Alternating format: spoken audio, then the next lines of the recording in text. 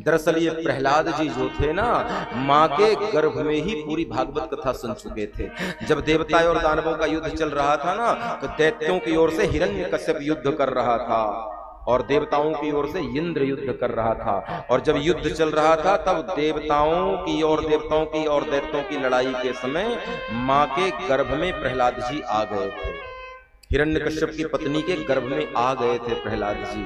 और ध्यान से सुनना, देवता और दानवों का युद्ध चल रहा है। इंद्र के मन में एक षड्यंत्र जागा।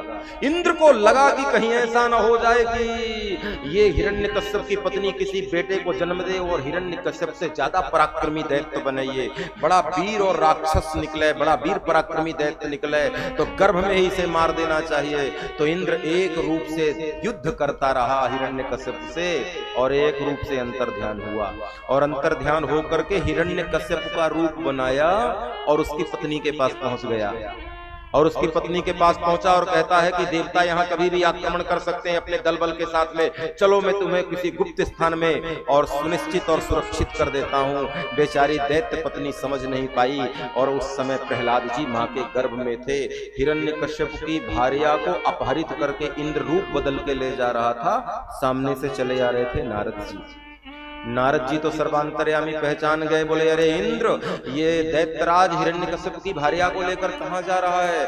अरे बोले महाराज, ये सगर्भा है और इसके गर्भ से जो बेटा जन्म लेगा, हमने सुना हिरण्यकश्यप से ज्यादा पराक्रमी और परम दैत्य रहेगा, देवताओं का जीना मुश्किल हो जाएगा, इसलिए देवलोक में ले जाके इसे मार दूंगा तो ये भी मर जाएगी, इसका गर्भ भी नष्ट हो जाएगा।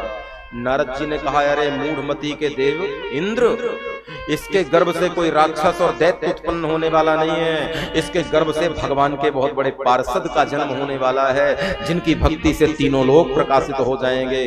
और यदि तूने इस गर्भ को नष्ट किया तो त्रैलोकी सहित तेरा राज्य नष्ट हो जाएगा। इंद्र घबराया और छोड़ करके भूमि, इंद्र ने छोड़ा और भागा अंतर्ध्यान होकर के। चरणों में गिर गई दैत्य की पत्नी और कहा, महर्षि नारद जी, आपने मुझे अभी अभी ज्ञात कराया कि मेरे गर्भ से जन्म लेने वाला भगवान विष्णु का परम भक्त और परम पार्षद आ रहा है दुनिया में, लेकिन मेरे पति देवताओं से युद्ध कर रहे हैं, मैं अपने गर्भ की रक्षा कैसे करूं?